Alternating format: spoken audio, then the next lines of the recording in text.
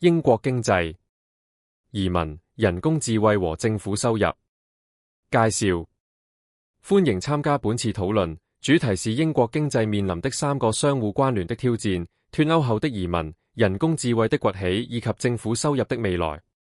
本成績單是根據英國稅務海關總署、國家統計局、移民諮詢委員會和領先學術研究的數據進行了事實查核分析。英國脫歐後的移民。鮑里斯浪潮。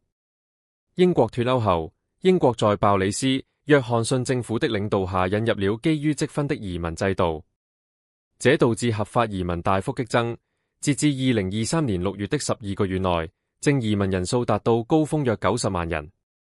從2020年12月到2024年底，約有118萬份技術工人簽證申請，其中約有63萬人是主申請人的家屬，這幾乎是政府最初預計的3倍。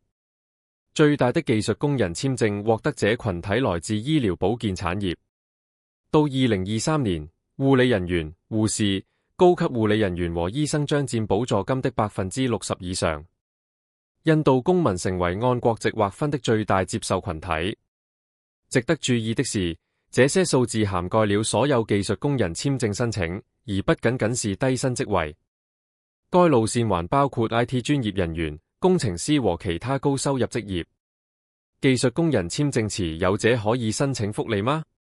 根據英國移民規則，大多數持有技術工人簽證的人都必須遵守不得訴諸公共資金 NRPF 的條件。截至2024年底，英國約有360萬人持有此類簽證，這意味着他們無法申請大多數國家福利，包括普遍信貸、住房福利、兒童福利、收入支持和市政稅減免。他們也無法獲得社會住宅或無家可歸者援助。然而，他們可以在支付移民健康附加費後使用 NHS 服務，並且他們的孩子可以接受公立教育。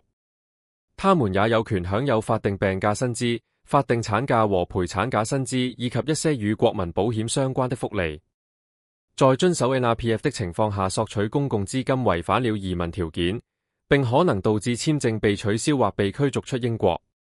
結算後會發生什麼事？持有技術工人簽證5年後，個人可以申請無限期居留，也稱為定居。一旦獲得批准， NRPF 的限制就會被取消，他們可以按照與英國公民相同的規則獲得經過經濟狀況調查的福利。這意味住有資格獲得普遍信貸、兒童福利、住房福利和其他形式的支持，但前提是他們符合適用於每個人的相同收入和儲蓄門檻。人們合理地擔心，如果定居的移民在大家庭中仍然保持低收入，他們可能有資格獲得大量的在職福利補充。然而，值得注意的是，這種情況並非移民所獨有。英國出生的單身低收入家庭和大家庭面臨着完全相同的財政動態。國家統計局和移民諮詢委員會的數據總體顯示，工作簽證移民的就業率很高，而且許多人的收入隨着時間的推移而增加。沒有強有力的證據表明，與類似收入階層的英國出生人口相比，技術工人移民在定居後系統性地成為不成比例的長期福利使用者。為了回應這些擔憂，英國政府於2024年4月將技術工人簽證的最低工資門檻從26,200英鎊提高到38,700英鎊，並對護理人員和學生簽證途徑的家屬實行限制。此後淨移民人數大幅下降。為什麼不用失業的英國工人取代移民？一個常被提出的問題是，如果有失業的英國公民，為什麼還要引進移工？答案在於勞動市場的3個結構性不符。首先，技能不符。英國約有7萬個護士職缺， NHS 人員嚴重短缺。失業的上班族如果沒有經過多年的培訓，就無法成為合格的護理師或結構工程師。其次，地域不匹配。失業集中在某些地區，而職缺則集中在其他地區。由於住房成本、家庭關係和交通限制，人們不容易搬遷。第三，工資不符。有些行業，特別是社會照護和旅館業，依賴移民勞動力，因為這些工作工資低、體力要求高，而且需要非社交時間。提高薪資足以吸引家事工作者，會增加照護成本、食品價格和建築成本，加劇通貨膨脹。另外值得注意的是，移民本身創造了經濟需求，他們租房、購買商品並納稅，因此這種關係不僅僅是一種委儀關係。人工智慧和英國經濟。人工智慧現在正在對英國勞動市場產生重大影響。倫敦國王學院的研究發現，隨着大型語言模型的廣泛採用，高薪公司的就業人數下降了約10%，高薪職業的職位發佈下降了34%，初級和入門級職位受到的打擊最為嚴重，減少了5.8%。受影響最嚴重的行業包括專業服務、金融、資訊科技和通訊等傳統上的高收入領域。軟體開發、數據分析、法律文件審查、會計和行銷內容創建都越來越自動化。相反，體力和體力工作、護理工作、管道、電力工作、建築和現場服務仍然很難被人工智慧取代。這些角色需要當前人工智慧無法複製的物理存在、人類靈巧性、適應性和人際交往能力。然而，聲稱人工智慧將完全取代所有高收入專業工作的說法有些誇張。高階職位、創意職位和人工智慧增強的專業工作的需求仍然強勁。英國政府預計，直接涉及人工智慧活動的就業機會可能會從2024年的158000個增加到2035年的近400萬個。人工智慧和政府收入。英國政府最大的收入來源是基於薪資的稅收。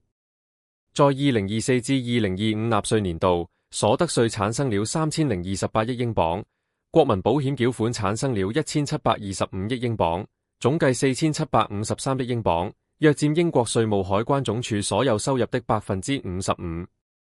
英國稅務海關總署 HMRC 總收入為8589億英鎊。如果人工智慧顯著減少有新就業的人數，特別是稅收貢獻比例較大的高收入崗位的人數，這可能會帶來嚴重的財政挑戰。失去一個每年支付10萬英鎊的工作給財政部帶來的稅收收入，與失去5個每年支付2萬英鎊的工作所損失的稅收大致相同。然而，如果人工智慧提高生產力、提高企業利潤、催生新產業並產生出口，它也可以增加政府收入。2024年至2025年，公司稅增加了912億英鎊。如果人工智慧驅動的公司變得更有利可圖，這個數字可能會成長。關鍵問題是人工智慧增加經濟總產出的速度是否快於減少薪資稅基的速度。以往科技革命、蒸汽、電力、計算的歷史證據表明，科技最終會增加國民財富，但轉型期可能是痛苦且不平等的。人工智慧能否改變所得分配？有一種理論觀點認為，人工智慧最終可能會顛覆傳統的收入等級制度。隨着人工智慧將其核心功能自動化，目前要求高薪的知識型工作可能會出現薪資壓縮，而抵制自動化的體力工作可能會因稀缺性而出現薪資上漲。這是一個看似合理的長期趨勢，但尚未在數據中具體化。截至2025年，軟體工程師的收入仍明顯高於水管工，醫生的收入仍高於護理人員。這種性質的工資調整將在幾十年內逐步發生，而不是一夜之間。數據確實表明，傳統知識工作的薪資日價在入門級開始下降，而科技業的需求和薪資仍然強勁。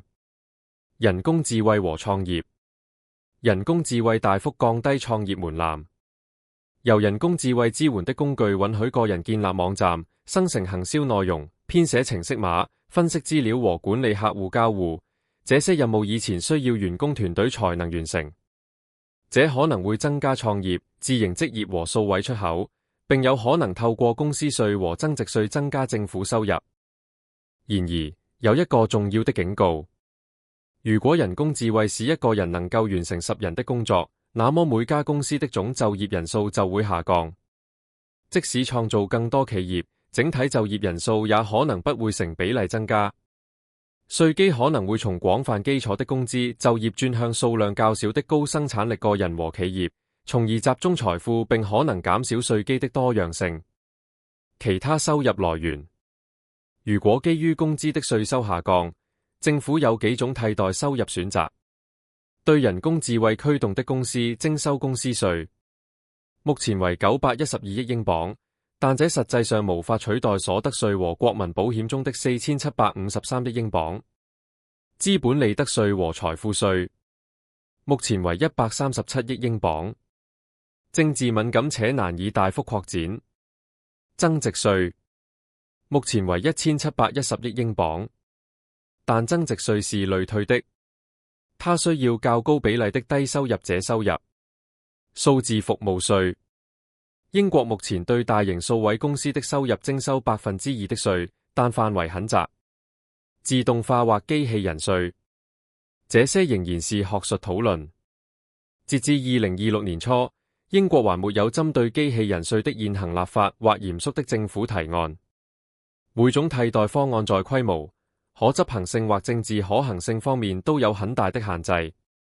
這就是居民繼續承擔大部分稅收負擔的原因。基於工資的稅收仍然是最可靠和可執行的收入機制。人工智慧經濟中的福利政策，應對財政壓力的一種反應是削減福利制度。然而，大多數經濟學家在經濟轉型時期反對這種做法。在人工智慧取代工人的時期削減福利可能會加劇貧困，減少消費者支出，惡化心理健康狀況，並造成社會不穩定。